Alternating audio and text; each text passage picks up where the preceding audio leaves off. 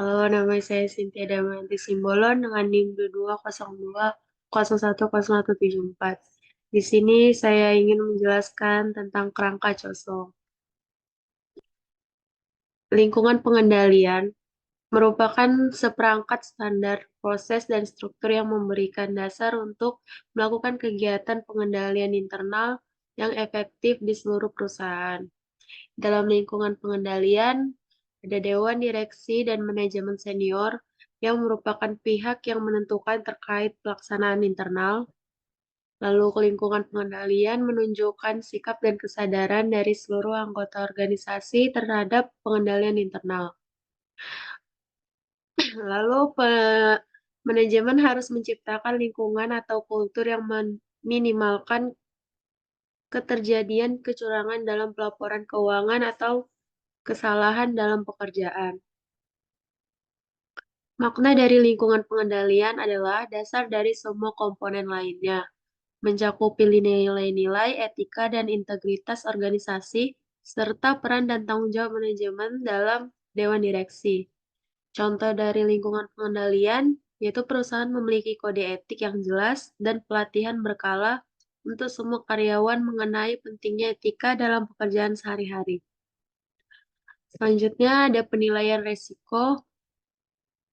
Organisasi menetapkan tujuan secara jelas yang memungkinkan pengidentifikasian dalam penilaian resiko terkait setiap tujuan. Yang pertama, setelah ditetapkan tujuan, pengidentifikasian resiko-resiko terhadap pencapaian tujuan, mempertimbangkan terjadinya kecurangan dalam pencapaian tujuan, dan yang terakhir lalu mengidentifikasi dan menilai setiap perubahan yang akan berdampak terhadap sistem pengendalian internal. Contoh dari penilaian resiko, yaitu sebuah perusahaan teknologi secara berkala melakukan analisis risiko untuk mengidentifikasi potensi ancaman keamanan siber dan pengembangan strategi mitigasi. Lalu selanjutnya ada aktivitas pengendalian, yaitu memilih dan mengembangkan aktivitas-aktivitas pengendalian. Memilih dan mengembangkan aktivitas pengendalian umum untuk teknologi informasi dan organisasi menetapkan kebijakan-kebijakan agar aktivitas pengendalian bisa dilaksanakan dalam operasi. Contoh dari aktivitas pengendalian yaitu perusahaan keuangan menetapkan pemisahan tugas atau segregation of duties untuk mencegah kecurangan di mana tugas yang terkait dengan penerimaan untuk pengeluaran uang tunai dipisahkan. Selanjutnya yaitu informasi dan komunikasi.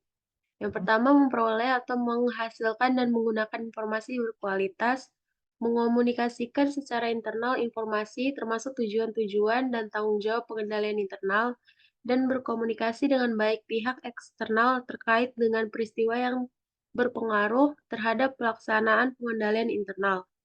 Contoh dari informasi dan komunikasi yaitu implementasi sistem ERP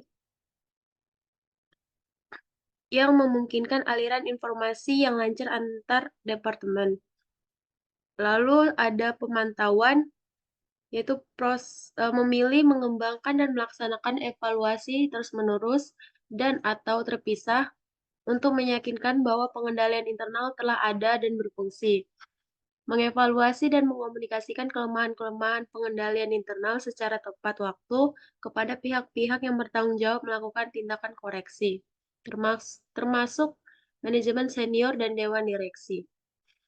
Contoh dari pemantauan yaitu audit internal yang dilakukan setiap 6 bulan untuk memastikan bahwa kebijakan dan prosedur diikuti dengan benar.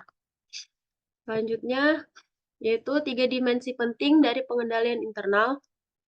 Yang pertama ada operasi, lalu pelaporan, dan kepatuhan. Yang pertama operasi atau operation, yaitu membantu organisasi dalam mengelola resiko dan pencapaian efektivitas, efisiensi operasional.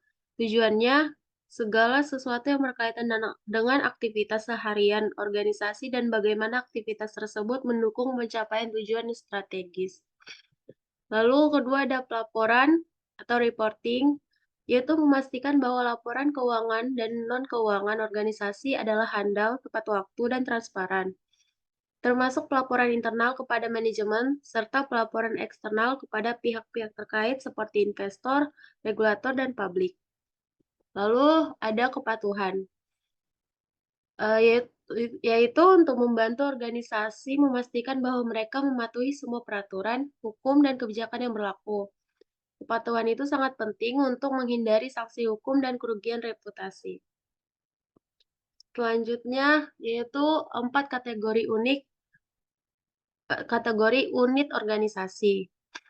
Yaitu pertama ada entitas keseluruhan atau entity level, yaitu pengendalian yang diterapkan pada seluruh organisasi. Contohnya, yaitu kebijakan keselamatan kerja yang diterapkan di semua lokasi operasi perusahaan. Yang kedua, divisi, yaitu pengendalian yang diterapkan pada level divisi atau departemen. Contohnya, divisi pemasaran memiliki prosedur khusus untuk mengelola dan menyetujui pengeluaran iklan. Yang ketiga, yaitu unit operasional, yaitu pengendalian pada unit atau proses spesifik dalam organisasi.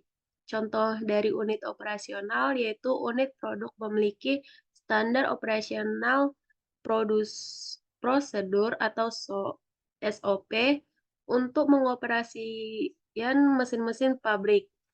Lalu yang terakhir adalah fungsi, yaitu pengendalian pada fungsi atau kegiatan spesifik dalam organisasi. Contoh dari fungsi yaitu fungsi HR memiliki kebijakan atau prosedur untuk rekrutmen dan pelatihan karyawan.